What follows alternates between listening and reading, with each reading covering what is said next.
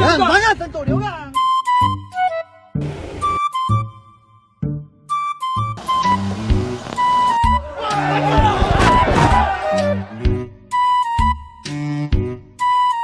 Cuan tiga kena buat ruling. Asal ini yang berhormat tuan yang dipetuk.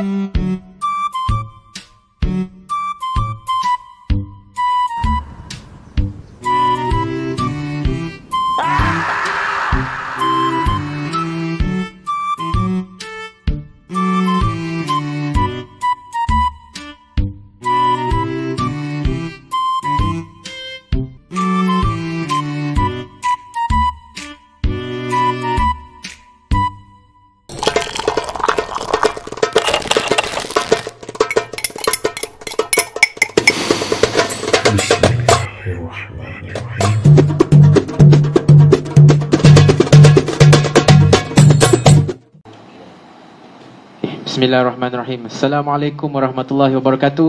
Kepada semua penonton-penonton live Sembang Konspirasi malam ni. Hari ni kita live di Ansar Malaysia, Alhamdulillah. Jadi sebelum kita nak mulakan kita punya Sembang Konspirasi malam ni, kita mulakan dengan Ummul Kitab Al-Fatihah. A'udzubillahi minasyaitonirrajim. Bismillahirrahmanirrahim.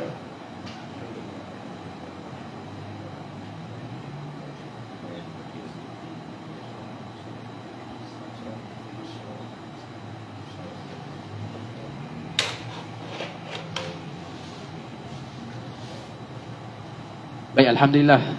Jadi bersama lagi kita dalam live Sembang Konspirasi hari Rabu, Rabu malam. Jadi kita Sembang Konspirasi ni kita setiap hari Rabu, setiap minggu ada Sembang Konspirasi ni. Jadi kalian yang mungkin tak dapat menonton live malam ni kan, minggu depan pun kita ada lagi. Tapi yang ada hari ni insya-Allah minta korang share pada ahli-ahli keluarga, pada sahabat-sahabat yang terdekat. Sebab apa? Hari ni topik kita nak sambung berkenaan dengan demokrasi. Demokrasi itu demon crazy. Jadi tajuk kita pada hari ni kan, untuk Sembang Konspirasi episod 2 ni adalah so apa kita nak buat setelah kita dah bincangkan tentang permasalahan demokrasi yang ada pada hari ini. Jadi kita nak tahu jugalah solusi kan, apa tindakan seterusnya sebelum nak pergi pangkah kan. Jadi insya-Allah. Dan saya nak ucapkan terima kasih juga pada penonton-penonton live, terutamanya ahli-ahli Ansar yang banyak kali support live Medcom pada malam ni, insya-Allah. Jadi Cik Di, macam mana kita punya live sebelum ni? Apa yang kita bincangkan? Okey, bismillahirrahmanirrahim. Assalamualaikum warahmatullahi taala wabarakatuh. Jadi syukur alhamdulillah malam ni kita dapat lagi berkumpul dalam live Sembang Konspirasi, relax tapi berisi. Okey, feedback daripada minggu lepas alhamdulillah lah, kita tengok view di YouTube pun mencecah dah 1K lebih. Alhamdulillah. Dan ramai yang bagi respon, ramai yang bagi feedback lah. Tapi kita punya program ni belum habis perbincangan kita ni. Jadi hari ni kita nak sambung lah. Kita nak sambung kita punya perbincangan secara santai-santai bersama tetamu kita. Saya nak ucapkan selamat datang kepada tetamu utama kita, Ustaz Nur Azman. Alhamdulillah. Ustaz Nur Azman sihat Alhamdulillah sihat. Okey, syukur alhamdulillah. Boleh sihat, senyum tu sihat. Okey Ustaz. Jadi kalau kita tengok balik apa yang kita bincang pada minggu lepas, tajuk dia Sembang Konspirasi, demokrasi itu demon crazy. Biar betul. Biar betul. Saya pun dah lupa biar betul. Okey, jadi kita dah kupas, Ustaz dah kupas secara ringkas tapi mendalam lah dan padat lah. Semua orang dah dapat kefahaman, insya-Allah. Yang kita sekarang ni memang bukan berada di dalam sistem yang berlandaskan iman dan Islam lah. Bukan berdasarkan akidah lah. Okey. Jadi kita nak sambung pada minggu ni. Seperti yang kita sedia maklum Ustaz, siasah politik dalam Islam ni memberi fokus kepada dua perkara, iaitu yang pertama membina kekuatan umat, dan yang kedua persiapan ke arah kebangkitan Islam. Tapi realitinya Ustaz, betul ke perkara ni berlaku sekarang ni dengan apa yang kita sebut tadi? Okey, kita minta Ustaz kupas lah, insya-Allah. Bismillahirrahmanirrahim. Alhamdulillah wassalatu wassalamu ala Rasulillah. Qala rabbi shrah li sadri wa yassir li amri wahlul 'uqdatam min lisani yafqahu qawli. Yang dikasihi Abang Ali kita dan bukan ayah cik Abang cik Acik Eli, dua orang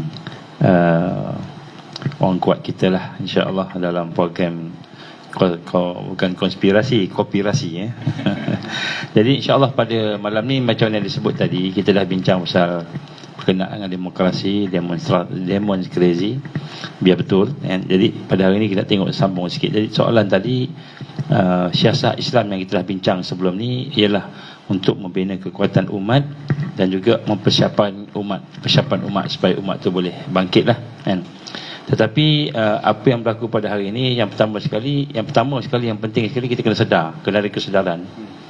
Kalau tidak kita akan kena tipu lah, dan terus tipu, terus binasa. Apa yang perlu kita sedar, sebenarnya apa yang berlaku pada hari ini, kita tak akan capai kepada kekuatan umat, dan kita tidak akan capai kepada kebangkitan Islam sekiranya kita mengikut siasah yang ada, politik yang ada pada hari ini. Kenapa? Kerana segala yang berlaku tu, walaupun kita ada sekolah, kita ada universiti Islam, kita ada bank Islam, kita ada macam-macam yang Islam ni, pusat Islam dan sebagainya, tetapi kita lihat sebenarnya hanya berlaku secara superficial secara cetek lah, dangkal kerana dia bukan satu yang betul-betul mendalam. Kenapa? Kerana sudah dikawal secara sistematik oleh jahiliah, oleh kufur. Saya nak sebut sikit kenapa berlaku perkara begitu dan siasah yang ada pada hari ini. Yang pertama sekali, ini penting sebab kita kat pilihan raya ni, faktor kelemahan kepimpinan. Ini faktor kelemahan kepimpinan lah yang menyebabkan Malaysia, Indonesia, Nusantara berada dalam keadaan apa yang kita gambarkan sebagai tidak membina kekuatan umat, secara langsung dan secara tidak langsung. Allah gambarkan kepada kita dalam suratul Mumtahanah, ya ayyuhallazina amanu la tattakhizu aduwwi wa aduwakum awliya an tulqu ilaihim bil mawaddah. Jadi Allah gambarkan ni kunci dia, iaitu wahai orang beriman, janganlah kamu mengambil musuh aku dan musuh kamu sebagai teman baik, teman rapat. Kemudian dalam ayat yang kedua pula Allah gambarkan, jika mereka ni musuh tu dapat menguasai kamu, nescaya mereka akan menjadi musuh yang membahayakan kamu. Jadi bila kita kawan baik dengan musuh ni, maka mereka akan membahayakan kita. Mereka akan membebaskan tangan mereka, lidah mereka terhadap kamu dengan kejahatan. Jadi mereka akan berlaku zalim dan mungkir janji. Kita tengok macam mana. Jadi musuh kita ni dah rancang lebih daripada 500 tahun. Dan musuh kita ni telah menjajah kita 416 tahun. Portugis lama. Portugis saja 130 tahun, Belanda 183 tahun, British 133 tahun.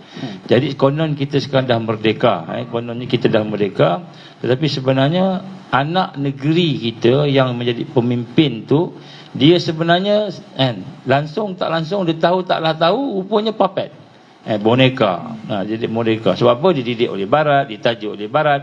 Akhirnya dia ada kepentingan sendiri. Sebab tu kita lihat banyak perkara yang berlaku. Dan kita juga ingat dah merdeka. Bila kita merdeka, kita ingat okey dah, rupanya kita kena tipu. Sebab kita masih lagi diperangi. Masih lagi diperangi. Allah gambarkan, wala yazaluna yuqatilunakum. Dan mereka sekali-kali tidak akan berhenti memerangi kamu. Kita merdeka maksudnya atas kertas lah Ustaz. Ya, atas kertas sahaja. Dan Allah yang gambarkan ini sehinggalah mereka dapat memurtadkan kita.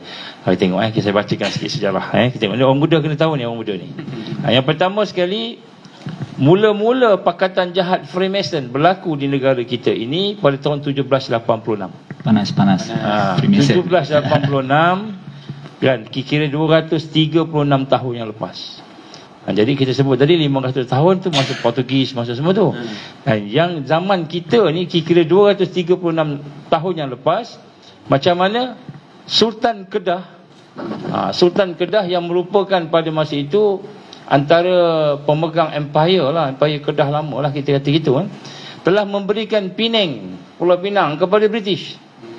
Pada British dibagi atas janji apa?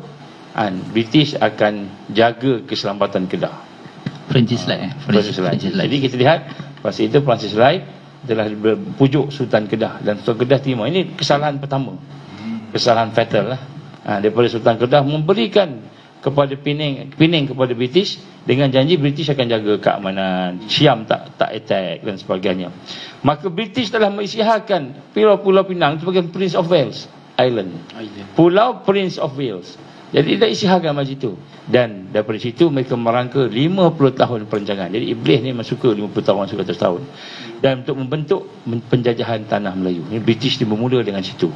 Dan kemudian selepas itu kita lihat pada tahun 1826 berlakulah kita kata negara-negara Selat yang kalau kita tahu dalam sejarah tu, mereka mula menjajah negara kita ni pada kurang lebih 40 tahun sahaja daripada perancangan dia tahun 1786 tadi. Maksudnya 40 tahun, tak sampai 50 tahun dia dah kontrol dah. Dia dah masuk dah. Jadi negeri Selat yang ada pada masa tu, Pulau Pinang, Melaka, Singapura, berada di dalam jajahan British. Jadi negeri yang penting-penting kat tepi-tepi semua tu. Dan di sinilah kita lihat Nabi gambarkan mereka telah melaksanakan sistem pemerintahan yang mereka nak, iaitu mereka telah menjatuhkan al-hukmu. Dan kemudian lebih hebat lagi sebagai titik mula di mana agama yang baru disebut agama sekular berlaku. Lepas daripada tu Perak ada masalah. 1871 Sultan Ali. Sultan Ali. Sultan Ali, Sultan Ali memerintah itu, kemudian dia meninggal dunia. Dia meninggal dunia pada tahun itu. Kemudian selepas itu ketika meninggal dunia Sultan Ismail, ayam lah, Ali bin Ismail. Oh memang betul lah Sultan Ali bin Sultan Ismail. Tak ada Sultan Ali, bapaknya, anaknya tu Sultan Ismail, Raja Muda. Pada masa itu ada di pemakaman, dan dia telah ditabalkan sebagai raja, sultan lah. Sultan, jadi Sultan Ismail. Tapi sepatutnya yang jadi raja itu Sultan Abdullah. Dialah raja muda. Tapi dia tak datang pada hari kematian tu, maka dia tidak dilantik. Maka dia pun marah, dia tak ni, dia ambil British sebagai tempat dia berpayung. Maka dia pun buat perjanjian Pangko. Ini perjanjian pertama, satu kesan yang membawa kesan mana kita sudah mula meletakkan British sebagai pemerintah secara resmi. Maknanya raja-raja ni cukup segaya agama sahaja. Yang lain-lain, pemimpin-pemimpin yang lain, kepimpinan lain, semua berada dalam tangan British. Jadi apa yang penting ini pada hari ini kita lihat, bermulalah sistem di mana British pegang pentadbiran. Maknanya bila dia pegang pentadbiran negara tu, negeri tu, pada contohnya di Perak tu, maka dia pegang semua pentadbiran, termasuklah pendidikan, ekonomi, semua dia pegang. Pada waktu tu Ustaz, ya. Adakah sultan-sultan ni dia tak sedar benda tu ataupun tak nampak? Itulah. Kan, dia tidak nampak perkara ini kerana dia ingat British ni kawan dia. Sampai sekarang sultan-sultan ingat British kawan dia. Kan? Sampai sekarang ingat British ni kawan dia. Lepas tu British tu pegang pentadbiran, pegang ekonomi, pegang sumber pendapatan negeri. Semua tax pergi ke dia. Sesiapa pembesar yang nak dilantik pun kena ada restu British. Coba sampai peringkat macam tu. Nak lantik Maharaja Lela ke, bendahara ke. Yang paling buruk sekali, British pegang keselamatan. Jadi keselamatan ni, tentera ni, orang silat-silat semua duduk bawah British. Kalau nak kata silat hebat tadi lah. Jadi daripada situlah bermulanya mereka menyusun sistem yang komprehensif di negara kita ini melalui satu asas yang kita panggil sebagai sekularisme. Jadi kalau belajar sekolah pun sekolah sekular. Kalau ekonomi sekular. Kalau kita kata sosial sekular. Politik sekular. Dan inilah yang sebenarnya sistem yang menghancurkan Islam dan Muslim secara total. Dan di sinilah kita lihat sekular ni maksudnya pemisahan antara dunia dan agama. Jadi ini sejarah, tak ditolak, tak lari. Dan kemudian pada tahun 1918, lepas daripada mereka dah kontrol negeri Selat sebagainya tu, dia bagi sultan pun dia bagi gaji. British bagi gaji kat Sultan. Bendahara Sultan, bendahara semua British yang bagi gaji. Fully total control lah maksudnya. Jadi bayangkan kalau British bagi gaji, siapa bos? British lah. Kalau British yang bagi gaji, bos bukan Sultan dah, bos British. Jadi bila bos British, dia nak cakap apa, nak buat apa, dia punya suka kan. Tak nak dengar cakap aku potong gaji kau. Macam kan? Kiranya sebagai dia pegang jawatan je lah. Dia sebagai nama sahaja. Nama saja. Ini bermulanya sistem sekular masuk ke negara kita 1874, semua disekularkan. Dan kenapa disekularkan? Sebab di sinilah Allah gambarkan, kalau kamu nak kuat, kalau kamu nak hebat, ambil Islam seluruhnya. Jadi dia pun pecahkan. Jadi sebenarnya kita telah menjadi negara sekular lebih awal daripada Turki. Turki 1924, kita 1874. Jadi sebenarnya perancangan Iblis ni, dia nampak Nusantara ni bahaya, nampak dah. Dia nampak Nusantara bahaya, dah hantar ke sini dah. Dan kemudian mereka dah sekularkan kita dulu, kalahkan sistem kita dulu sebelum dia rampas Osmania. Jadi sebab itulah kita lihat sini perancangannya cukup cilik, kita halus, sehingga kan mereka telah mula merancang. Dan selepas itu bila masuk Perang Dunia Pertama, mereka telah buat lodge yang pertama di Kedah 1918. Kedah di Kedah. Kedah dulu di Freemason buat ada kuil di sana. Selepas tu dibuat pada 1924. Dengan tarikh-tarikh ni semua tarikh keramat. 1918 Perang Dunia Pertama habis. Dia buat satu kuil dekat Kedah. Jadi dia dah kontrol lah. Negara Persekutuan dah menang kan dunia ni. Dia bentuk League of Nations. Kalau kita PBB lah sekarang ni, dulu League of Nations. 1924 kan, Amirul Mukminin kita dipancung, maknanya dipecat jawatannya. Maka Prince of Wales and Prince Edward of Wales telah mengarahkan supaya dibuat satu kuil yang baru yang besar di Penang. Di Penang. Itu yang ada viral yang kata ada apa ni, kubur Yahudi lah, tu. Itu semua tu dia, geng dia semua tu, sama Zionis belaka. Jadi pada tahun 1924 itu tahun yang sama Sultan Abdul Hamid dipecat. Tahun yang sama kuil dibina di Penang sebagai penempatan Yahudi yang pada secara resmi. Dan pada ketika itulah mereka telah mengaktifkan dan mula masuk dalam perancangan-perancangan untuk menguasai tanah Melayu, Malaysia dan Nusantara secara total. Lepas tu bergerak sampailah kepada tahun 1937, 24-37 mereka tulis satu buku. Buku apa? Malaysia Study in, Malaysia satu kajian, Direct and Indirect Rule, memerintah secara langsung dan tidak langsung. Jadi 1937 tu dia tahu dah kita akan semua akan bangkit kan. J.W. Bush dah dibunuh oleh Maharaja Lela. Pada masa tu semua dah ni mat kilau lah apa semua. Dia tahu dia tak boleh tahan dengan kebangkitan Islam, ulama-ulama kita, kebangkitan komunis juga pada masa itu. Yang sama dua kuasa yang melawan British pada masa itu. Ataupun kita kata komunis lah. Maksudnya macam filem Mat Kilau tu dia gambarkan benda yang betul lah. Ya. Walaupun filem Mat Kilau ni dia fiction sikit lah, banyak fiction juga, tapi adalah sikit sebanyak kan dia punya kebenaran tadi. Jadi kita lihat bila mereka nampak bahawa mereka tak boleh tahan dengan orang nak merdeka ni, maka dia dah rancang dah macam mana nak jajah Malaysia secara langsung dan secara tak langsung. Buku ni ditulis oleh Profesor Rupert Emerson 1937, 20 tahun sebelum 1957 kita diberikan kemerdekaan. Maka di sinilah kita lihat apa yang ditulis dalam tu. Ini nak sebut sini supaya orang muda kita tahu. Dalam buku itu kita ada buku tu, kalau siapa nak baca pun boleh, tapi bahasa Inggeris kan? Bahasa Inggeris lama boleh juga kan. Menggambarkan kepada kita bagaimana dia merancang akan berlaku at the end nanti pertembungan antara bangsa-bangsa, bangsa asal Melayu dengan bangsa mendatang, bangsa Cina dan bangsa India yang dibawa oleh British. Dan dia menggambarkan akan ada satu idea baru, Malaysia atau Malaysian ni adalah idea yang disebut oleh DAP contohnya, diterangkan semula oleh Lim Kit Siang baru-baru ini dalam FB dia kata Malaysia ini sepatutnya diperintah oleh Malaysian, bukan diperintah oleh Melayu. Macam itu. Jadi yang keluar ini sebenarnya telah disebut 1937. Sejak daripada mula-mula mereka merangka, sehinggalah diberikan kemerdekaan kepada kita 57, dan kemudian 63 Malaysia ditubuhkan. Malaysia ditubuhkan 1963. Tapi nama Malaysia dah ada disebut secara langsung pada tahun 1937 sebelum merdeka. Jadi siapa yang bagi nama Malaysia ni? Bukan Tunku Abdul Rahman, bukan Sultan-Sultan, dan bagi nama Malaysia adalah mereka yang bagi nama Malaysia sejak dari 1887 lagi dah ada.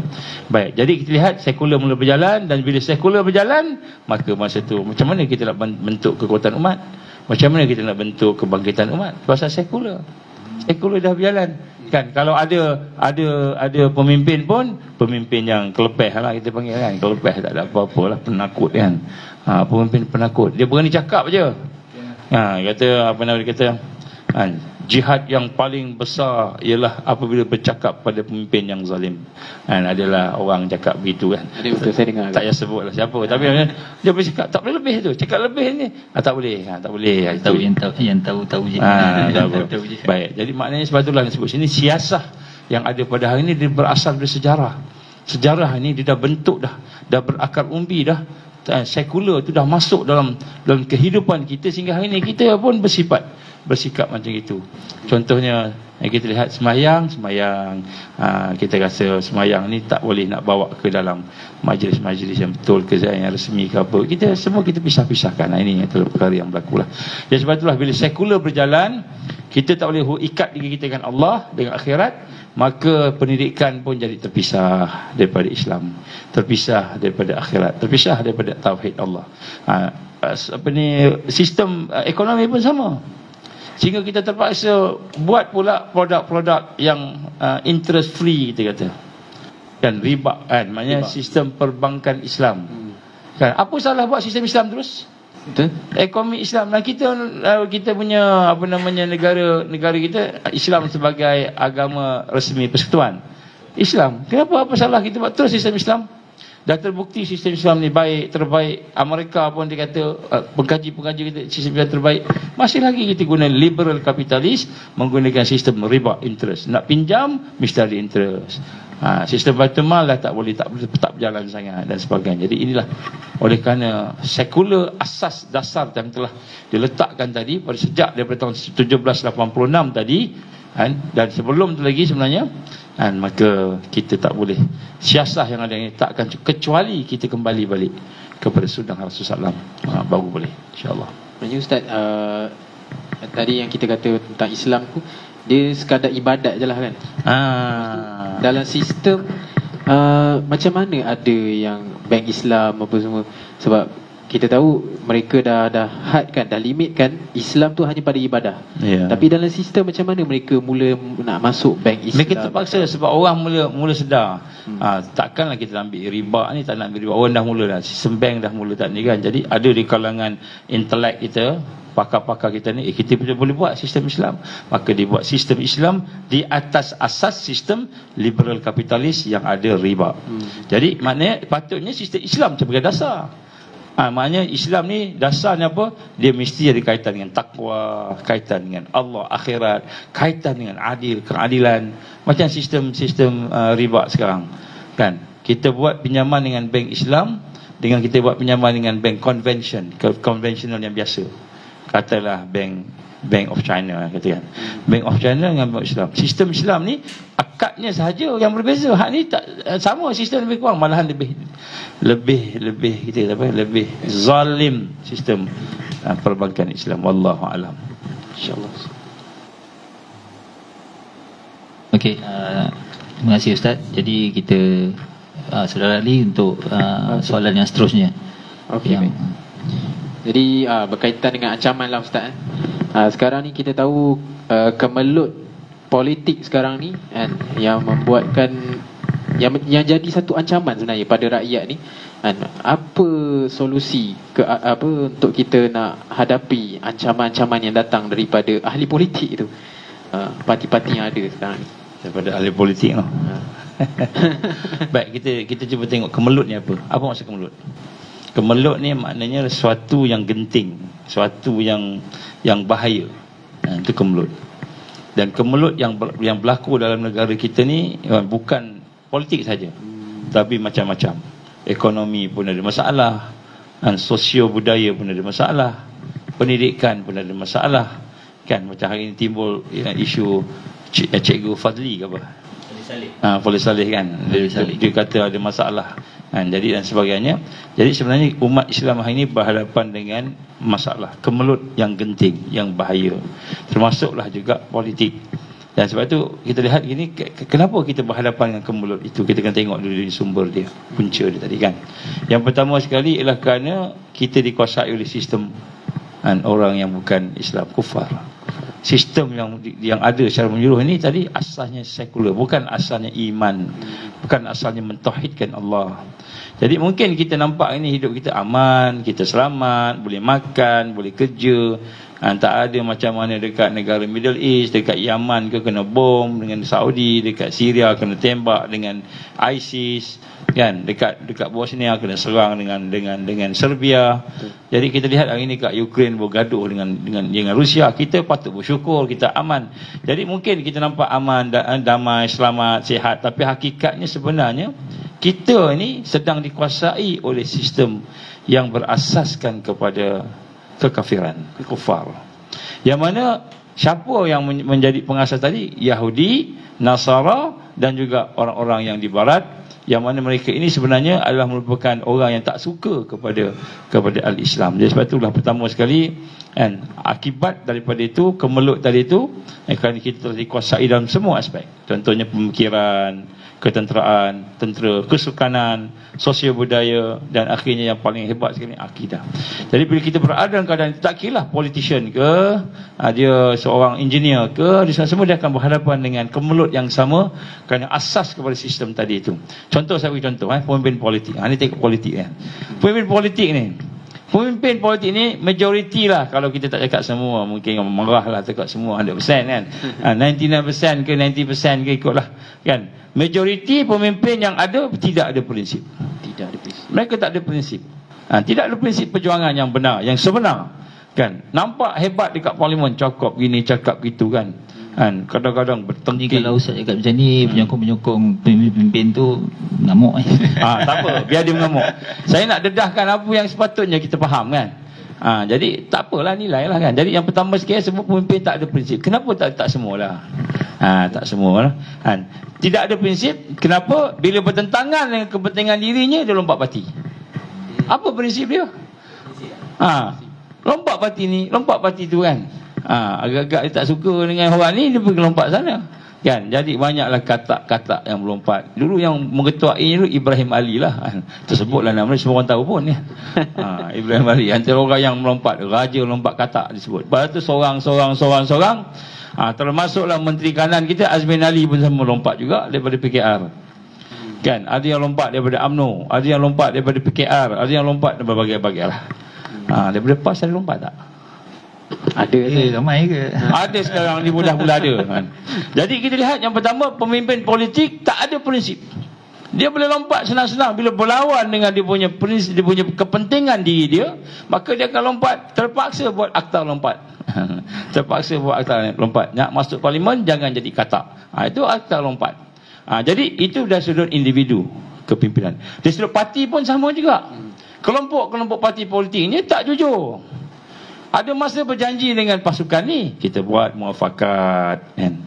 Kemudian bila ada kepentingan parti lain, melompat pula pergi kepada perikatan. Mula muafakat tu perikatan pula. Mesti tak ada kaitan dengan mana-mana tak. Tapi kita nak sebut kat sini benda tu berlaku. Jadi sebut kat sini bagaimana dari sudut bukan sahaja sudut individu, parti pun sama, melompat-lompat juga. Kan saya ingat lagi masa peristiwa muafakat nasional lah kita sebut lah. Semua orang tahu semua kan, semua orang tahu. Kita tengok kan, kita orang-orang bawah-bawah nampak menangis, sedih kan. Kenapa?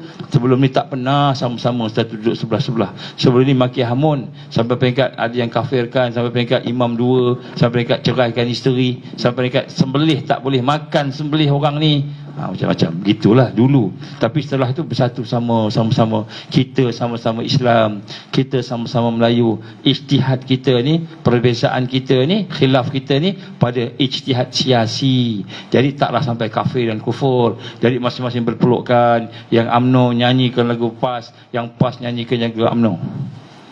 Dan saya menampak Muafakat nasional sejuk kan. Dan semua muafakat nasional kan.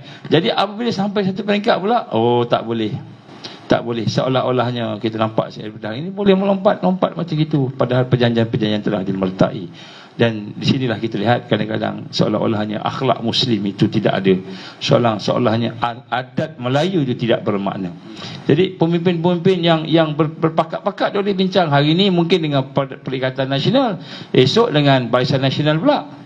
Bila dah habis mengundi, tiba-tiba nak bentuk kerajaan tak cukup, kan, gabung pula semula. Jadi ini kelompok parti. Jadi dia punya prinsip, di mana benar-benar akhlak tadi. Ini antara perkara yang kita lihat apabila ijtihad siasi mengatasi daripada ijtihad yang kita kata Islam yang hakiki.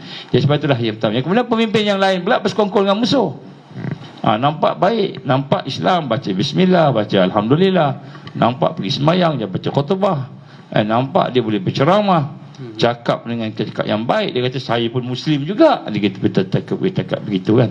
Tetapi bila bersekongkol dengan musuh yang di belakangnya Zionis, dan nampak seperti bersih, kita menentang rasuah, tak ada rasuah, kita menentang perkara-perkara yang tidak berprinsip, tapi rupa-rupanya ada pengkhianatan di belakangnya. Yang lebih teruk lagi itu pengkhianatan kepada agama, bangsa dan negara. Jadi di sini kita lihat dari sudut politiknya kenapa boleh berlaku perkara ini yang menjadi ancaman kepada kita, kerana asas tadi itu. Dia tidak ada asas iman, tidak ada asas tauhid kepada Allah, tidak ada asas takwa. Kalau ada pun dia boleh berubah-ubah. Ini kita boleh nampaklah. Jadi sebab itulah kita lihat bagaimana keadaannya daripada hari ini, dia jadi macam itu. Dan pemimpin agama pula lesu, lemah, leka, lalai. Mula pergi ke tengok bola, baju bola bergantung dalam bilik, keliling kan, meletakkan bola lebih tinggi, baju bola sepak tu Liverpool ke Manchester United ke, lebih tinggi daripada Quran kat bawah. Dia dah jadi Ustaz pernah sebut sebelum ni macam akidah lah. Jadi lesu. Kalau bagi fatwa tu tengok rakyat macam mana, macam mana bosnya bos. Contoh bab vaksin. Beli vaksin dulu baru beli fatwa vaksin betul. Patutnya tengok dulu vaksin tu dari sudut Islam macam mana, darurat tak darurat, halal tak halal. Tengok dari sudut keselamatannya pula, dari sudut siapa pula yang keluarkannya. Tengok siasat cara teliti dengan takwa, dengan warak, baru beri fatwa. Kemudian barulah beli tak beli berdasarkan fatwa. Ini si ketua jin pergi beli dulu, lepas tu disambung pula dengan boleh dan boleh. Jadi kita lihat pemimpin agama pun lesu, kan, lemah, leka, lalai, pentingkan jawatan, pentingkan kedudukan. Kalau ada pun isu yang dibincangkan, kan, isu-isu sampingan saja. Tak nak sebutlah isu apa lagi, ni pula kan. Jadi kalau ada pula sesuatu yang dihebat dalam dia, bergaduh pula, kan, hak ni bid'ah, hak tu sesat, hak tu bid'ah, hak tu sesat, ni pula kufur, ni macam-macam, bergaduh pula sesama sendiri, tuduhan-tuduhan, fasik, sesat, murtad. Jadi inilah ancaman-ancaman yang berlaku akibat daripada kemelut yang melanda tadi, sistem tadi melahirkan manusia yang macam-macam perangai ni, walaupun namanya Muslim, walaupun namanya alim, walaupun namanya mungkin imam, tetapi dia boleh terima benda-benda yang dilarang oleh Allah. Ini ancaman ni sebenarnya ada sesuatu yang datang. Yang kedua nak sebut sini, yang kemelut ialah umat dilanda kemelut hari ini, masalah hari ini kerana anggotanya, ahlinya umat tadi jahil tentang Islam. Ramai yang jahil. Ada yang kalangan kita ni yang tak semayang. Ada satu kes tu, seorang pelajar nak buat SPM, lepas kita buat motivasi, habis motivasi tu, maka dia pun tanya, nak minta temu telefon, nak tanya private. Kan, betul cakap nak, okay, boleh lah. Lepas tu telefon, dia tanya, Ustaz macam mana cara saya nak doa tak kerti. Tak apa, doa, baca bismillahirrahmanirrahim, alhamdulillahirrahmanirrahim ke apa, minta ke Allah. Bahasa kita pun Allah boleh faham, bahasa Melayu pun. Okay, mula-mula ambil semayang dulu, tu semayang, tu doa sayang hajat kan. Soalan dia apa? Macam mana nak semayang? Macam mana nak ambil semayang? Jadi maknanya semayang pun tak kerti. Bila tanya dengannya, dalam rumah dia ada bar, ada arak, mak ayah pun tak semayang, atuk nenek pun tak semayang, tak ada orang semayang dalam keluarga dia. Jadi bila cakap macam itu, maknanya kesian jauhnya umat kita hari ini daripada apa yang kita gambarkan sebagai Islam yang sebenar tadi. Ini antara perkara yang sebenarnya mengancam. Sebab tu kita kena adakan solusi-solusi yang membina kekuatan dan kefahaman semula. Nak kena duduk semula lah, ustaz-ustaz ni sama-sama kita duduk bincang semula. Jadi kita boleh tubuhkan satu platform lah, insya-Allah sama-sama dengan lapang dada untuk kita bertemu sekali. Jadi ini antara perkara-perkara yang berlaku kepada kita yang mana menyebabkan umat yang ada pada hari ini berada dalam keadaan jauh daripada kekuatan Islam. Okey, terima kasih Ustaz. Jadi kita dah jelas lah, maksudnya ancaman yang kita terima dalam negara kita ni bukan baru, kan? Dan hingga hari ni kita tanpa sedar, ramai tak sedar ni Ustaz. Sebab kita ingatkan kita berada dalam sistem yang yang okey lah, kan? Dari segi akidah, dari segi apa semua tu, kan? Golongan muda pun itulah, golongan muda pun tak tahu. Dia tak tahu apa asas Islam tu sendiri, kan? Betul. Sebab bila kita cakap pasal pemimpin Islam ni, mereka tak attract golongan-golongan muda ni untuk nak belajar Islam, kan? Nak kenal apa agama tu sendiri. Jadi itulah ancaman tu. Jadi cuba tanya orang muda sini. Macam mana realiti pemuda hari ni? Dia cuba pasal pemuda penting ni. Pemuda ni ada lebih kurang 29% pengundi. Lebih kurang 6 juta orang. Jadi dah akan ada high impact. Tapi ke mana hala tuju pemuda kita, kan? Betul. Macam mana pemuda, macam mana? Apa realiti pemuda ini? Berapa persen yang sembahyang? Agaknya InsyaAllah kat sini semua solat. Tak, kat sini 100% lah. 100%. InsyaAllah. InsyaAllah. Sana ni, hak luar ni. Hak Malaysia ni, agak-agaknya lah. Yang sembahyang berapa persen? Agaknya lah, agak. Kita tengok last statistik pun ada yang menyebut, mufti menyebut 80% umat Islam tak solat, kan? Termasuklah golongan-golongan muda. Yang tu ke Ustaz? Ya, betul. Yang tak solat, yang solat 5 waktu saya semalam, and less than 20%. Less than 20%. Jadi itu yang tua-tua termasuk. Yang muda lagi lah. Kalau kita kat masjid-masjid, ramai tua ke ramai muda kat masjid? Tua. Majoriti, kan? Nak mati semua. Jadi sebenarnya sistem tu sendiri dalam membentuk kita jadi macam tu. Dari segi semualah, maksudnya asas pendidikan, ekonomi, apa semua, kan? Jadi itulah kita kena ada kesedaran lah, maksudnya, kan? Kena ada kesedaran dan kena kembali balik kepada tu. Jadi ancaman-ancaman yang Ustaz sebut tu, kita nak pergi kepada solusi dia pula lah, Ustaz, kan? Jadi Ustaz, apa solusi yang ada lah, dan mungkin sebaiknya dilakukan secara bersama-sama oleh rakyat. Sekarang kita dah tak boleh berharap pada pimpinan, kan? Solusi ni cuba kita tengok pemuda sekejap.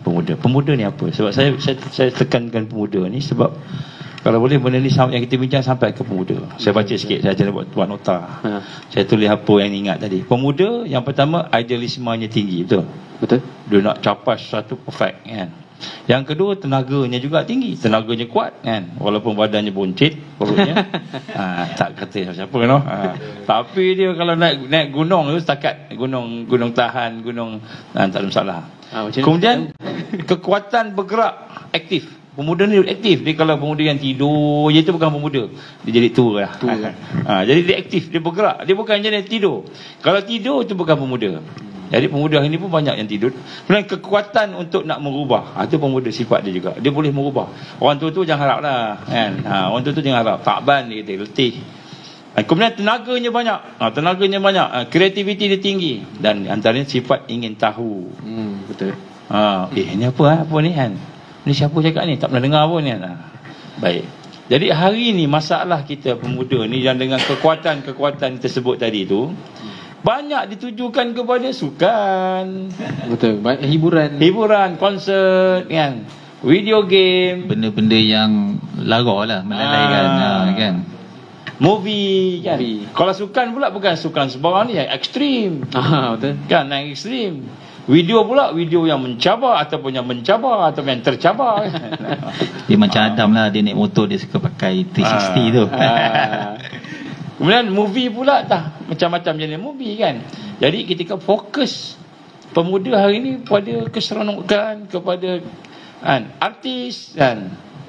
Idola. Maknanya tenaga orang muda ni tak disalurkan kat channel. Betul ya Ustaz. Fokus pada gosip. Kalau gosip, siapa PU yang kena tangkap tu? Kan. Laju. Dia semua benda dia nak ulas lah. Dia dah paling ke depan lah. Netizen kan semua muda belaka. Ada tak netizen orang tua? Tak ada. Kalau ada tu luar biasa lah. Jadi maknanya kita tengok masalah kita hari ni, pemuda-pemuda tadi, solusinya kita tengok pemuda nombor satu, fokusnya memang hantu. Jadi kalau hari ni NGO, pihak kerajaan, agensi kerajaan, sekolah, siapa yang prihatin kan, katanya gabung. Yang pertama, pemuda ni kita kena bincang secara serius macam mana nak tukar fokus daripada fokus pada video game, fokus kepada artis, fokus kepada sukan yang tak apa-apa, ekstrim, nampak macam menang, Malaysia menang kan. Tenaga dia, kita tengok Malaysia lawan negara mana bola sepak dia lompat tu. Berapa jam bola sepak? 90 kali 2 180 minit kan. 180 minit lompat tu tak henti-henti tu. Dia punya fit, Malaysia semua kan. Main tenaga tu banyak dan kuat kan. Tapi dia fokus pada sukan. Balik letih, tidur, subuh lepas, isyak lepas, maghrib lepas. Dia nak sebut kat sini, macam mana nak tukar fokus pemuda kepada yang bermanfaat. Ini solusi. Ini solusi yang pertama kepada orang muda. Jadi sebenarnya challenge kita, cabaran kita ni ialah bagaimana kita nak sinergikan tenaga kita ni, NGO. Sekarang ni kita tidak problem solver tau. Kita tidak menyelesaikan masalah. Kita buat aktiviti je. Aktiviti apa? Kita buat sukan merempit. Boleh tak? Bagus, supaya dia tak merempit kat tengah jalan. Dia merempit kat tempat yang kita buat khaskan tadi. Ada gitar. Tetapi masalah tidak selesaikan masalah. Sebab lepas dia merempit kat situ, dia nak merempit tempat lain pula. Yang penting sekali bagaimana tenaga dia, idealisme dia, kekuatan dia tadi tu kita boleh salurkan kepada manfaat secara tersusun. Sebab dia diserang dengan pelbagai pihak. Jadi pada hari ini mesti menyebabkan tenaga orang muda kita ni kan terlibat dengan zina, dengan seks bebas, terlibat dengan macam-macam. Jadi sebenarnya mereka dalam keadaan tertidur. Baik, sebab tu solusi yang pertama, saya sebut pemuda yang penting sangat. Yang pertama sekali kita tengok akal dia. Akal yang dia berfikir tadi tu kena bina program yang membina satu pemikiran, kesedaran yang mana program itu akan menyebabkan dia kenal diri dia, kenal Tuhan dia, kenal hidup dia, kenal musuh dia dan kenal perjuangan. Hari ini pemuda tak ada perjuangan. Betul Ustaz. Kalau pemuda tu tidak ada perjuangan, sesiapa pun tak ada perjuangan, samalah macam ayam yang diternak tu. Pernah tengok ayam yang lori bawa tu dekat dalam sangkar-sangkar tu. Kalau kita buka dia punya raga tu kan, letak dekat luar pun dia tak lari. Betul. Duduk macam tengok orang, bukan makan tidur, tengok orang, tapi hanya menunggu untuk disembelih. Orang yang tak ada perjuangan, dia hanya akan menunggu diri untuk disembelih. Siapa yang sembelih dia? Musuh akan sembelih dia. Dan sebab itulah hari ini akal yang ada ni mesti ditukar pada akal perjuangan.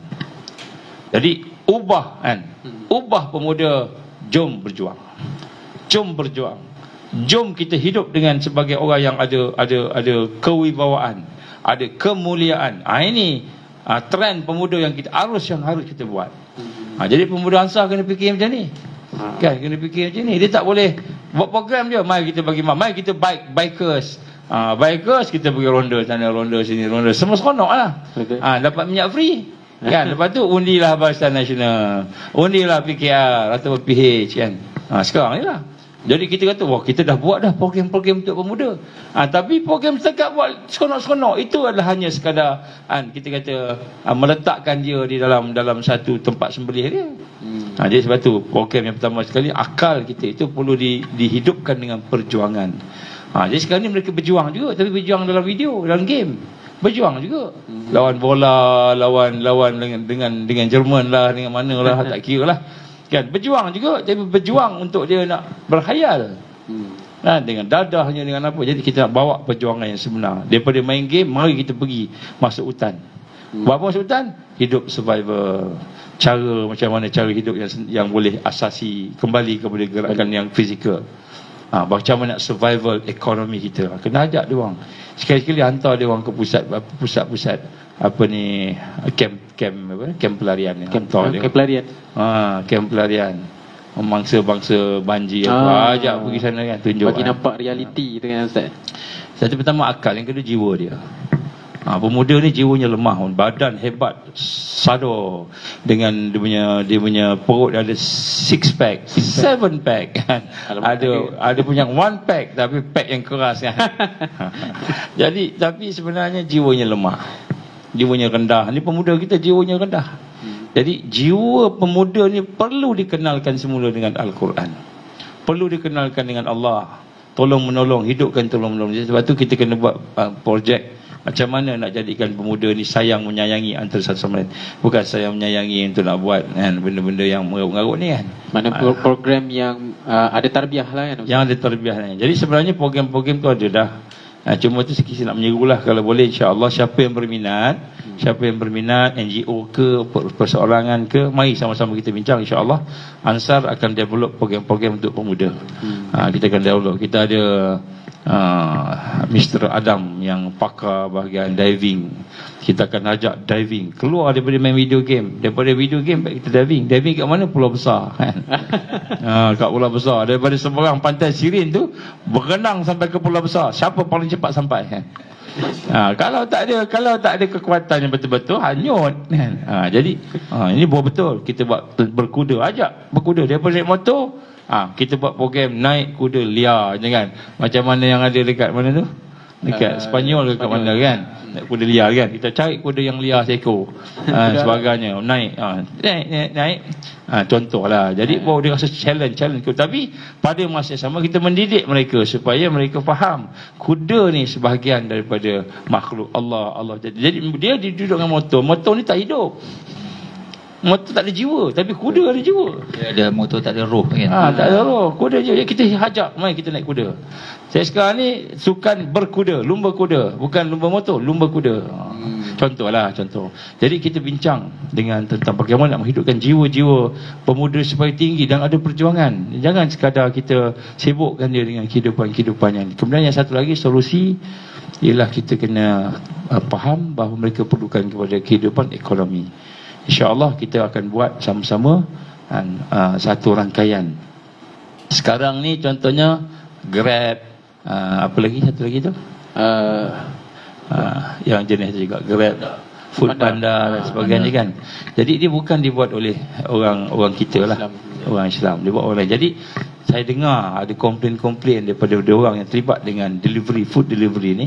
Contohnya hari Jumaat kan, patutnya sembahyang Jumaat, masa itulah kena hantar makanan, masa itulah kena buat apa. Jadi akhirnya mereka nak sembahyang pun tak boleh.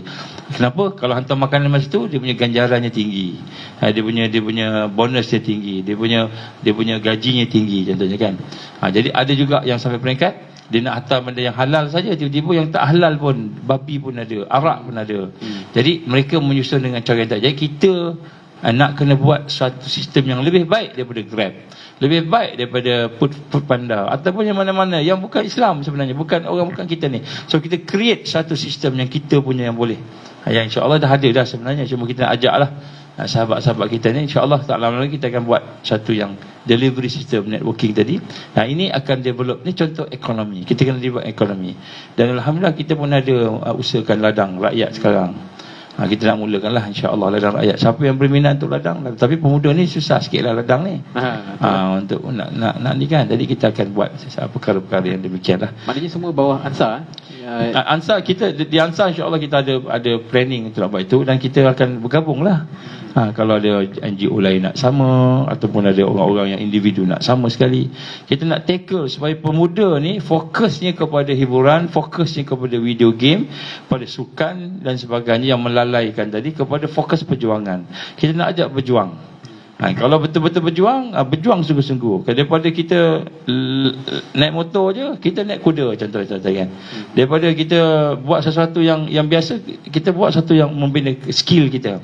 Skill diving kita, skill swimming kita, skill memanah kita, ataupun apa-apa saja skill yang kita kata bermanfaat. Tambah hal ini keadaan ekonomi yang makin teruk ni kan. Jadi insya-Allah kita nak buat benda yang realistik lah. InsyaAllah. Wallahualam.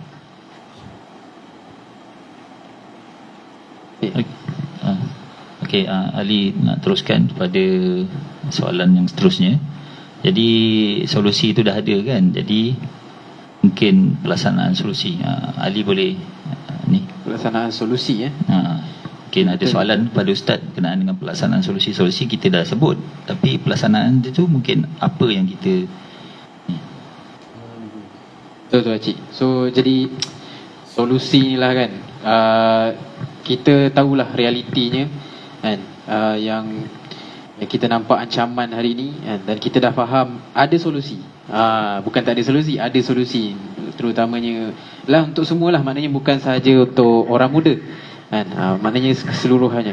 Jadi persoalannya sekarang Ustaz, bagaimana kita nak laksanakan solusi yang kita bincangkan tadi.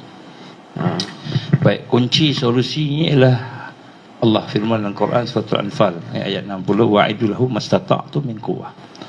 Dan maka persiapkan diri kamu dengan segala persiapan-persiapan yang membina kekuatan, daripada kuda, daripada apa sebagainya. Jadi yang pertama sekali, solusi tadi ialah bukan sekadar buat program bagi kesedaran, bagi misi kemanusiaan, tolong orang banjir.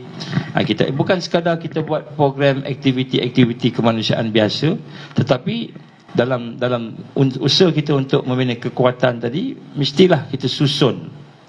Jadi pelaksanaan itu bukannya pelaksanaan satu program biar, satu program tinggal. Ceramah, 1000 orang datang ceramah, lepas tu biar habis. Apa jadi kat dia tak tahu. Diamalkan, tak amalkan ceramah tu kita tak tahu. Jadi kita kena buat program yang secara tersusun.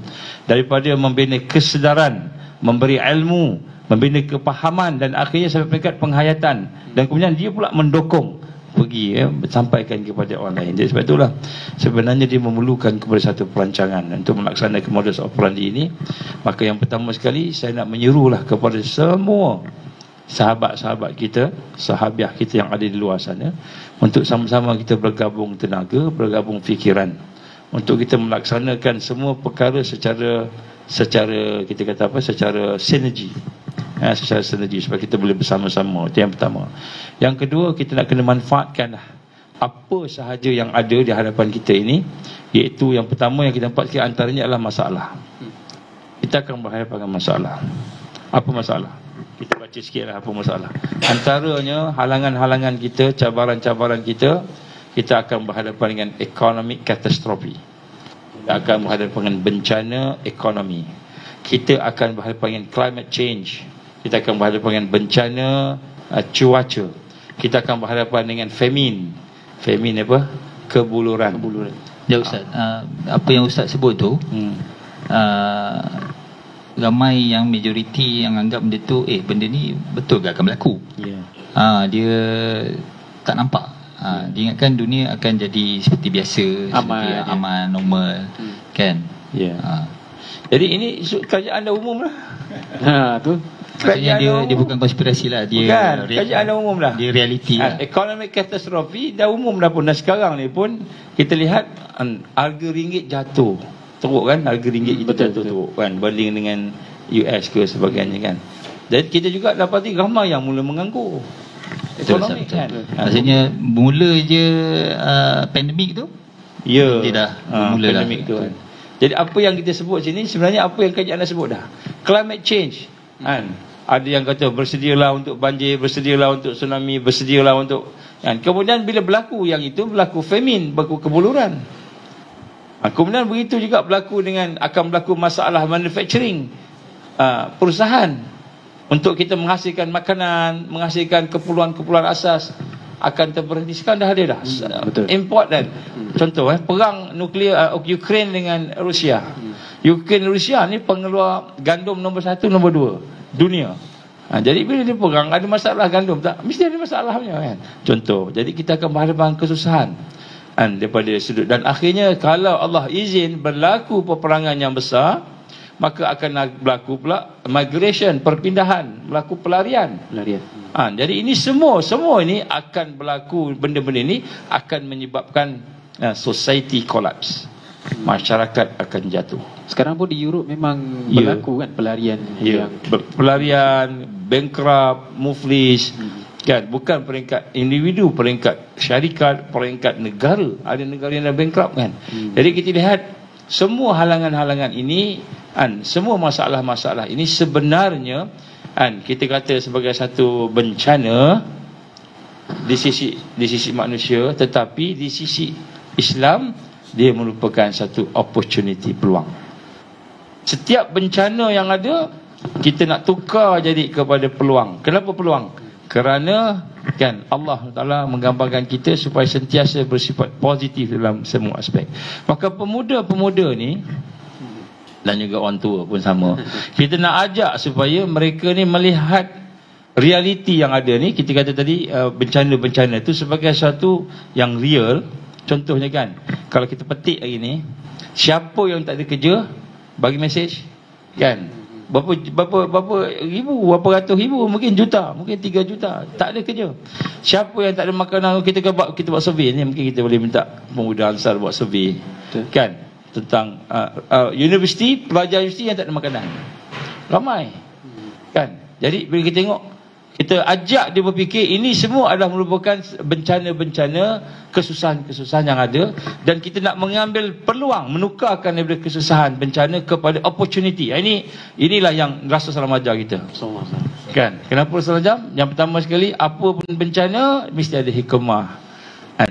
Yang kedua, husnul zan, baik sangka dengan Allah. Macam itu semua ada benda yang positif. So sebab itu dalam urus hal ini, macam mana kita nak melaksanakan?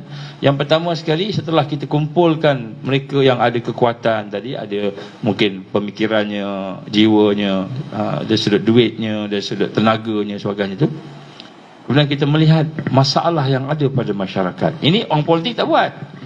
Orang politik yang cakap lah masalah, lepas tu tak ada selesaian. Kita nak selesai apa dia? Melihat masalah tadi, kemudian kita tukar kepada opportunity, peluang. Jadi part ni yang saya nak tahu, sebab yelah, macam saya dah berkeluarga kan, itu penting lah, sebab saya ada anak-anak, ada isteri.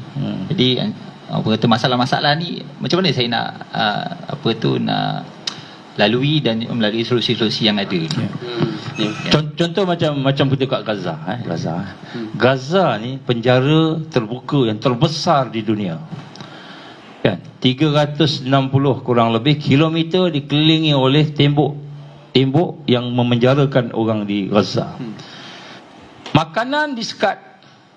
Nak pergi tangkap ikan lebih daripada 12 km ke 10 km, tak sampai 5 km pun dia tembak. Tak boleh. Dia kena tangkap ikan dekat pesisiran pantai aja. Kemudian makanan nak masuk disekat.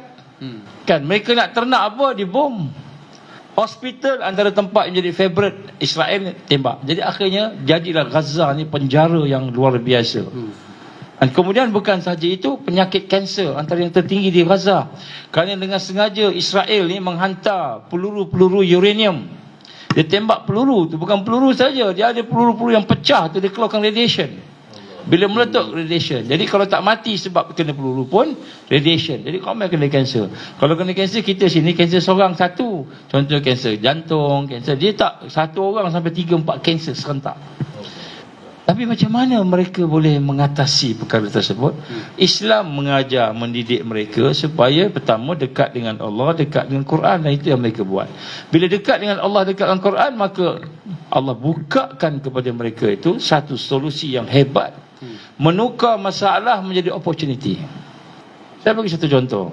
Satu ketika tu kami ziarah Gaza, sampai ke Gaza nak balik tu saya tengok pada masa tu Amerika telah mengarahkan supaya satu longkang dibuat 30 meter bawah dan kemudian beberapa meter lebar. Longkang tu dibuat sebenarnya ialah apa ni kita kata tembok yang nak menghalang terowong-terowong yang dibuat oleh Gaza. Saya tengok masa tu dia Mesir tengah buat, Egypt tengah buat. Saya tanya dengan dia, macam mana keadaan longkang ni? Macam mana kamu nak dapatkan bekalan? Terowong-terowong semua ditutup 30 meter ke bawah. Mana 30 meter tu, kalau bawah 30 meter dah tak ada oksigen. Kalau buat terowong pun tak boleh. Jadi dia kata insya-Allah akan ada solusinya. Ni positifnya mereka. Jadi akhirnya Allah izinkan saya tengok ke satu berita BBC ke mana ke. Dia tengok besi yang telah dijadikan tembok tu bawah tanah 30 meter tu pun jadi sumber pula pada dia orang. Dia korek besi tu, dia tarik besi tu, dia boleh buat rumah, dia boleh buat masjid, dia boleh buat macam-macam daripada besi tadi tu Jadi nak sebut kat sini kan, seorang yang beriman tu Allah akan bagi satu kekuatan. Sama dengan kita akan berhadapan dengan climate change, kita akan berhadapan dengan ekonomi, kita akan berhadapan dengan masalah-masalah semua. Termasuklah masalah muda-muda kita nak berkahwin susah sebenarnya. Semua ni adalah masalah yang sebenarnya dah ada solusinya yang Allah dah bagi. Kita akan tukar kepada peluang-peluang. Contoh kita sebut tadi bila kita kata kita ekonomi, masalah ekonomi. Bila masalah ekonomi tentu orang-orang ni semua ni tak ada duit, tak ada makanan sebagainya. Maka ketika itulah bila orang yang tak ada duit, tak ada makanan, hatinya susah sebagainya, tentulah orang-orang inilah orang-orang yang boleh untuk kita dekati kerana hatinya lembut. Manusia dalam kesusahan ni jiwa dia lembut. Pada masa itulah kita kenalkan dengan Allah. Masa itulah kita sama-sama ajak dia berusaha. Marilah sama-sama kita buat ladang rakyat contoh. Marilah sama-sama kita buat sistem pengangkutan delivery. Kita buat sistem resource, kita buat IKS sama-sama. Kita buat rakyat sama-sama, kita sama-sama masak tadi. Dan apabila kita buat perkara-perkara yang asas, bukan nak kaya tapi nak survive, maka insya-Allah perkara ini sebenarnya akan membina kekuatan dan kebangkitan. Jadi masalah-masalah inilah sebenarnya sebagai modus operandi untuk kita melaksanakan solusi tadi. Kerana bila masalah berdepan dengan manusia, hatinya lembut, hatinya mula teringat Allah, hatinya mula rasa nak berubah, hatinya mula rasa nak tolong sama-sama sendiri. Pada masa itulah kita akan datang dalam keadaan yang kita susun untuk merangka gerak kerja, bantu sama-sama kita. Dan bila kita tolong-menolong sama kita tu, itulah rahmat Allah, barakah Allah datang. Inilah solusi yang kita kena buat sama-sama. Tapi bukan sekadar buat kemanusiaan, sekadar susun itu, tapi kita kena bina sekali dengan dakwahnya, dengan tarbiyahnya, dengan penyusunannya, memberi kesedaran akalnya, memberi kebersihan hati. Kita kena ajak dia berfikir, barulah benda itu akan terbinanya kekuatan. Jadi inilah yang Ansar insya-Allah sama-sama kita akan buat. Dan mudah-mudahan perkara ini akan menjadi sebagai satu asbab untuk kita sama-sama membina kekuatan dan kebangkitan. Yang lain-lain semua sistem dah sentuh dah. Kekufuran telah sentuh. Susah kita nak kita ambil masalah. Allah datangkan masalah ni ada hikmah yang besar. Dan hikmah yang besar inilah yang sebenarnya yang satu kekuatan pada kita untuk nak sama-sama membuat satu perubahan. InsyaAllah. Hanya orang muda ni dia perlu dibimbing lah kan Ustaz kan. Sebab sekarang ni kita perhatikan leaders yang ada, dia membimbing anak muda ni ke arah siasah yang tidak membawa pada perjuangan Islam lah. Nak tanya Ali, kalau saya daripada Barisan Nasional, Pakatan Pakatan Harapan, ataupun daripada Perikatan Nasional, contohlah Hak Kaya-Kaya besar-besar, ataupun GTA, saya nak tarik orang muda, apa saya buat sekarang ni apa yang kita buat? Apa yang parti-parti buat sekarang? Kebanyakannya dia akan anjurkan sesuatu. Anjurkan apa? Ya, hiburan, konsert. Dia bagi lalai lagi, dia bagi lemah lagi. Dia ingat bila dia buat benda-benda macam gitu, pemuda-pemuda akan sokong dia. Memang mungkin lah dia akan sokong, tapi pemuda tu hancur rosak sebab ni sistem menjadikan macam itu.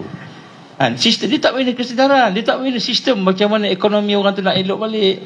Dia tidak nampak kesusahan tadi tu sebagai satu alat jalan yang Allah datangkan untuk bina kekuatan.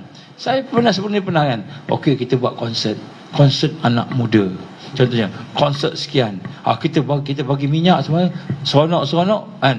Pergi ronda naik motor, konvoi motor satu Malaysia. Waktu bagi duit seorang RM50 tambahan, undilah Barisan Nasional, undilah Pakatan Harapan, undilah Perikatan Nasional, undilah GTA dan sebagainya. Kira itu sebenarnya gula-gula je. Dia tidak menyelesaikan masalah, kan? Dia tidak menyelesaikan. Jadi Islam tidak macam tu. Islam membina manusia. Sebab tu sebut sini, kita nak melihat sesuatu dengan realistik. Sebab tu saya menyerulah kepada sahabat-sahabat kita, kawan-kawan, abang-abang kita, kakak-kakak kita, mari sama-sama kita gemblengkan tenaga kita. Sebenarnya solusi Allah dah tunjuk dah. Betul. Kan? Kalaulah bayangkan, kalaulah Nabi nak ajak Abu Bakar, nak ajak Abdul Rahman bin Auf, nak ajak sahabat-sahabat semua, mari sini datang, bagi seorang RM50, bagi seorang 100, kan? Agak-agak diorang kan ikut Nabi sebagai zaman sekarang tak? Tak ada. Nabi bimbing mereka dengan kesusahan. Ada kena ketuk sampai pensan. Lembik dia punya kepala dia, khabab. Lembik. Kan, kepala dia. Ada yang sampai kena bunuh, Yasir dan Sumayyah. Jadi sebenarnya kesusahan itulah sebenarnya modus yang paling baik sekali untuk kebangkitan. Ya, sebab tu mungkin kita ingat lepas pilihan raya ni, kalau parti yang tak betul menang, maka akan berlaku huru-hara kat negara kita ni. Dan huru-hara tu datang sebab apa? Perut lapar. Sebab apa? Duit tak ada, jenayah tinggi, kan? Jadi akhirnya benda inilah yang akan membina semula kembali kepada Allah fitrah. Tapi kalau kita tak buat kerja kita tak bagikan kesedaran kita, lakukan dakwah, tarbiyah, jihad tadi, maka keadaan tu akan hanyut macam itulah. Kita pun binasa sama. Yazbillah misalnya. Hangat betul malam ni. Sedar sekarang dah jam berapa dah pukul 10. Hampir sejam kita bersama Ustaz. Jadi Ali, ada apa-apa lagi nak soal? Kalau ada masa. Kalau ikutkan sampai pukul 10.30 kan? Sampai 10.30 lah. Okey. Yang nombor 4 lah. Kita terus lagi satu boleh. Kita nak tahulah kan, halangan solusi kita tu. Bila kita ada solusi, mesti ada halangan untuk kita nak laksanakan solusi tu kan, Ustaz. Jadi apa perancangan yang mesti ada perancangan ni, mesti ada halangan dan cabarannya. Jadi itulah macam mana Ustaz kita nak teruskan ke? Teruskan.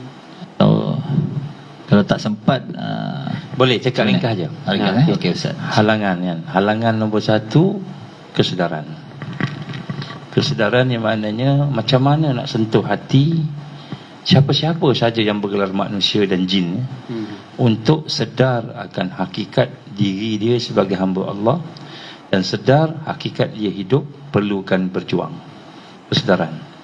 Hamba Allah, nak ibadah kena berjuang. Itu kesedaran ini satu sebab sekarang ni orang hidup di alam virtual, alam maya, duduk dalam game, duduk dalam ni, tengok movie, tengok apa, semua melalaikan kita. Satu. Halangan kedua ialah perpecahan. Halangan pertama tadi tu, kita nak bawa dia keluar daripada alam sistem yang melalaikan, alam sistem yang mencengkam tadi, hati, fikiran tadi, kepada alam kesedaran. Halangan kedua ialah perpecahan yang berlaku hari ini. Sama-sama Islam kita berpecah. Betul Ustaz. Kan? Bergaduh. Sedih. Macam-macam tuduhan dia buat. Padahal apa dapat? Kan? Nabi gambarkan kepada kita, sekiranya kamu menuduh, mencela seorang sahabat kamu, samalah seperti kamu membunuh dia. Apabila kamu mengkafirkan dia, menuduh kafir dan sebagainya, sama macam kamu membunuh dia. Ini hadis Bukhari. Jadi ini kita lihat, dan inilah senjata yang digunakan oleh musuh untuk memecahkan kita. Hanya kerana perbezaan pandangan, khilaf, benda yang berbeza, hanya kerana perbezaan ijtihad yang berbeza, kita bergaduh sampai peringkat sesatkan orang ni, sesatkan orang tu, fasidkan orang ni, fasidkan orang tu, sampai peringkat murtad, kata kafir orang ni, kafir orang tu. Hanya kerana ada satu dua perkara perbezaan pandangan. Dan di sinilah sebenarnya yang menjadi racun yang akan menghalang kita untuk bangkit, untuk kita meningkat, kerana hati kita ni masih tidak boleh sampai kepada tahap diberikan kejayaan bersatu tadi. Ini halangan yang lain tu dia akan datang. Kita mungkin boleh bincang akan datang lah. Tapi dua halangan ni adalah antara perkara yang besar. Sebab tu saya menyeru kepada tuan-tuan perempuan yang bersama kita pada malam ni, sama-sama kita berlapang dada dengan perbezaan pandangan. Kita berbaik sangka dengan apa yang dilakukan oleh sahabat-sahabat kita. Kita tahu dia ikhlas, kita tahu dia nak cuba yang terbaik. Mungkin adalah kelemahan kat sana kat sini, mungkin adalah kekurangan di sana sini. Kita berlapang dada. Apalagi dalam perkara ijtihad yang berbeza, perkara khilafiyah. Jadi kita jangan sampai kerana beberapa perbezaan tu kita bergaduh dan sebagainya. Fitnah, kita ngumpat. Ini benda-benda yang memang menjadi topik hangat dalam netizen pada hari ini. Herbert Liu kena, semua macam-macam cakap. PU Azman kena, semua macam-macam cakap. Apa lagi kalau artis lagi lah. Jadi maknanya benda ni menjadi sumber perpecahan, fitnah. Apa guna kita cerita pasal orang? Baik kita jumpa dia, betul kan? Betul. Cakap dia dapatkan, saya nampak awak ni buat tak betul ni. Awak ni baca syahadah, kemudian awak ni meracau. Orang meracau, betul ke? Betul Ustaz, macam-macam tu. Macam-macam tuduhan kan. Ada satu kajian kita buat. Kenapa orang yang nak patah balik kepada Allah ni sampai peringkat dia jadi apa dia panggil? Jadi macam terkena sihir lah, macam-macam kan, saka lah kan. Kenapa? Rupa-rupanya di kalangan kita ni, di kalangan orang Islam ni, yang ada di sini, mereka mengamalkan perubatan tibun nabawi contohnya. Mereka mengamalkan perbuatan natural party. Perbuatan-perbuatan ni rupanya ada jin kat situ. Ada syaitan kat situ. Maka tujuan ada jin dan syaitan. Kalau Rockefeller, dia bagi benda tu supaya orang patah balik kat dia. Penyakit tak sembuh, simptom dia sembuh, dia rawat simptom. Kalau hak jenis ni pula, kalau aku bagi dia sembuh, dia tak datang dah. Bisnes lah. Jadi ada. Itu yang dia letak jin lah. Bila kita tengok balik, cek balik, kenapa dia ni meracau? Rupanya dia ambil satu rawatan Tibun Nabawi. Namanya Tibun Nabawi kan?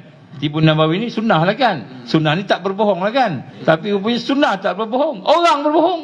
Macam biasa dengan tagline tu. Jadi nak sebut kat sini, jadi tak ada kaitan dengan siapa-siapa tu. Saya cuma sebut aja. Jadi nak sebut kat sini, rupanya ada di situ jin-jin yang diletak pada tempat tu supaya orang tu sakit sebagainya. Jadi bila kita kaji semula, ialah ni semua ilham daripada Allah. Allah bagi petunjuk. Rupanya ada di kalangan mereka yang nak Islamik tadi, tapi dia bersama dengan syirik dan khurafat. Dia menjadikan khadam, jin sebagai khadam. Dia menjadikan jin sebagai dia punya kawan yang dia akan perkenakan orang lain.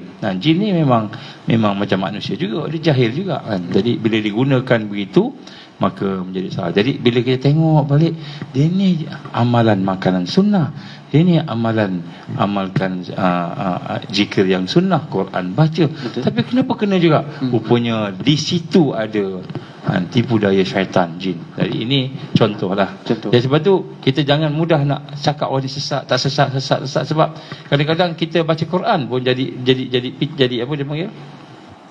Jadi pensan, jadi mengamuk. Ini satu contoh last.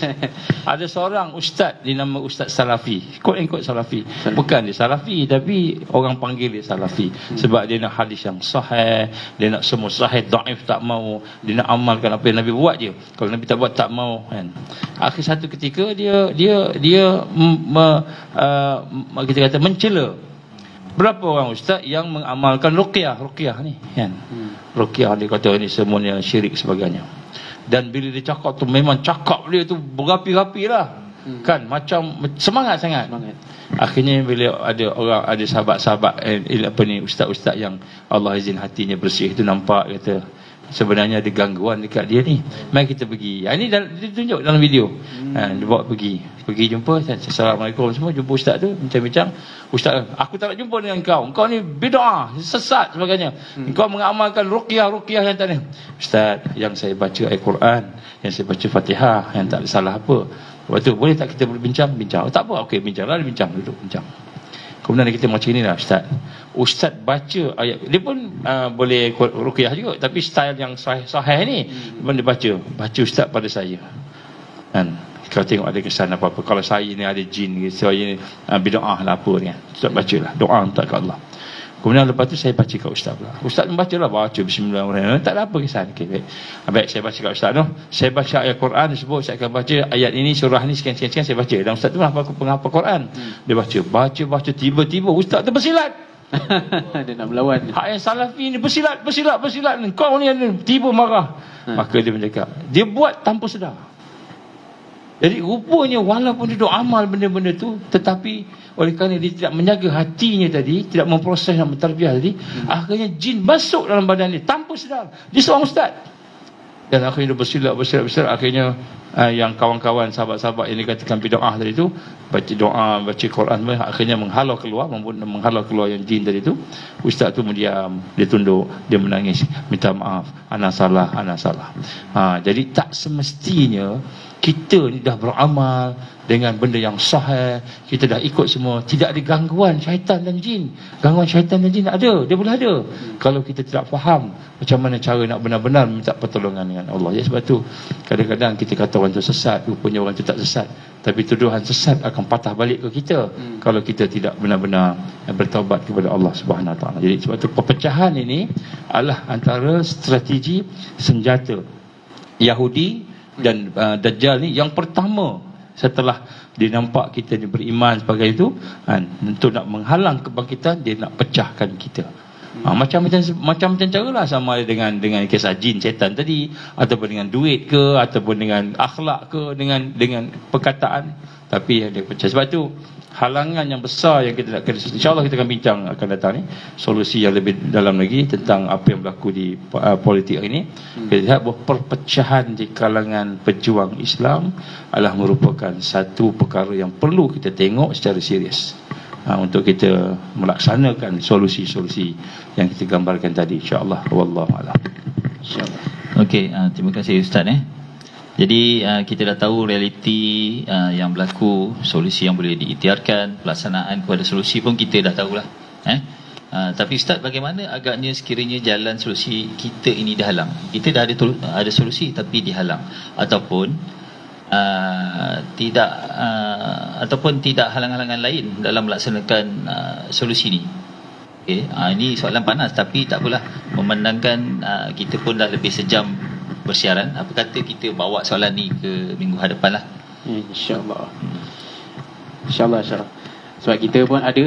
Bagaimana kalau kita dihalang betul. Tiba-tiba ada yang tembak Ali, bom tembak, kita dah sihir pula. Kita dah sembang tentang solusi bergeria ni, dah rancang macam-macam, tapi kita dihalang. Apa yang kita nak buat? Jadi soalan ni soalan yang penting untuk kita jawab lah. Sebab yang kat luar tu ramai nak tahu juga tu. Maknanya dari segi persiapan kita. Ya, betul. InsyaAllah. Okey. Jadi terima kasih banyak Ustaz hari ini bersama kami dalam live Sembang Konspirasi hari ini. Alhamdulillah. Jadi moga-moga dengan majlis kita pada malam ni, Allah beri kita kefahaman lah tentang solusi kepada permasalahan demokrasi yang berlaku pada hari ini. Bukan saja pada politik, tapi dari sudut seluruh sistem tu sendiri. Jadi sekali lagi lah saya nak mengucapkan terima kasih kepada Ustaz Nur Azman sebab sudi berkongsilah pelbagai pencerahan dan solusi yang benar ke arah penyatuan dan jalan kebangkitan sebuah kemenangan, insya-Allah. Jadi sedikit sepatah dua kata daripada Ustaz, insya-Allah, sebelum kita nak berakhir kesimpulan ke malam ni.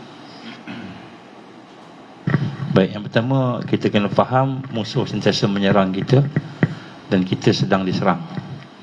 Jadi walaupun dari sudut fizikalnya di Malaysia, di Indonesia tidak berlaku pertembungan sebagaimana di Ukraine dan Rusia, tapi serangan ke atas hati kita, jiwa kita, serangan ke atas pemikiran kita ni berlaku. Serangan ke atas ukhuwah kita pun berlaku. Jadi maknanya kita nak kena rasa bahawa kita kena bersiap sedia, berhati-hati. Jangan sampai kita terkena peluru-peluru yang ada, yang dibawa oleh pihak tentera-tentera Dajjal. Yang kedua, solusi dah ada. Solusi dah ada. Maknanya sebenarnya solusi yang detail kita tak sebutlah malam ni sebab terlalu panjang nanti. Tapi solusi dah ada, insya-Allah. Antara yang saya sebutkan tadi sebagai mukadimahnya, sebagai secara umumnya. Yang detailnya, perancangannya, planning dan sebagainya itu insya-Allah perlu pada pertemuan. So saya menyerulah kepada mereka yang berminat, daripada kalangan NGO ke, mereka yang nak menyumbang dari sudut tenaga, pemikiran, dari sudut dana-dana keuangan, dari sudut kepakaran dan sebagainya, maka insya-Allah kita alu-alukanlah untuk bersama-sama dengan Ansar untuk kita berbincang, dan insya-Allah kita doakan supaya solusi-solusi yang kita lakukan tadi, yang kita buat sama-sama tu, mudah-mudahan Allah redha dan menjadi sebagai asbab untuk kebangkitan dan kekuatan ummah sebelum daripada kita semua ini didatangi oleh Dajjal yang taklah mudah kan. Yang ketiga, untuk kita mempersiapkan diri kita melaksanakan solusi tersebut itu, maka hendaklah kita faham bahawa kita perlukan kepada sahabat-sahabat, tak boleh seorang-seorang. Jangan kita pisah-pisahkan, kita kena ada ukhuwah, kita kena ada jamaah, kita kena ada sama-sama, jangan seorang-seorang. So insya-Allah mudah-mudahan kalau kita seorang-seorang di mana-mana pun, kurang-kurangnya kita dah kenal lah Ansar ni, sama-sama lah kita dengan Ansar ni, Angkatan Sukarelawan Rakyat. Dan kalau tak ada pun, siapa-siapa yang dekat rumah tu, jangan seorang-seorang, kita ajak pergi masjid, pergi surau bersama-sama dengan yang lain. Kerana apabila kita bersama dengan sahabat-sahabat yang ikhlas tadi, insya-Allah Allah akan bagi barakah dan kekuatan. Jadi mudah-mudahan malam ini menjadi satu kebaikan kepada kita semua, insya-Allah. Okey, terima kasih Ustaz dan juga kita nak ucapkan ribuan terima kasih kepada penonton-penonton yang menonton live pada malam ni. Ya, betul. Sembang Konspirasi episod yang seterusnya insya-Allah lebih panas lah, lebih hangat pada minggu hadapan. Ini pun dah panas lah ni. Jadi Ali, apa yang kita nak bawa pada minggu depan? Cuba minggu depan. Jadi kita akan bawakanlah bentangan khas, analisis berkenaan kaedah mengundi anak muda. Orang muda kan, sebab apa? Orang muda ni dia akan mempengaruhi corak sosial politik negara kita. Dan mungkinkah akan berlaku gabungan parti politik selepas mereka ni menang kan? Kita tak tahu kan, banyak dah berlaku sebelum ni kan. Jadi insya-Allah kita pun juga Ansar ada YouTube. Kita pun YouTuber juga. Jadi jangan lupa subscribe Ansar TV di YouTube. Jadi ikuti kami, set notification, bell, tekan bell tu, make sure tak terlepas lah kan apa-apa perkembangan daripada Ansar. Subscribe. Jadi insya-Allah sebelum kita tutupkan majlis kita tutup dengan tasbih kifarah dengan surah Al-As. Subhanallah bihamdi, subhanallah bihamdika, asyhadu an la ilaha illa anta, astaghfiruka wa atubu ilaik. Bismillahirrahmanirrahim. Al-'asr innal insana lafi khusr illa alladziina aamanu wa 'amilus shalihaati wa tawassaw bil haqqi wa tawassaw bis sabr. Insyaallah. Assalamualaikum dan selamat malam. Sembang Konspirasi, relax tapi berisi. Ini ya. Insyaallah.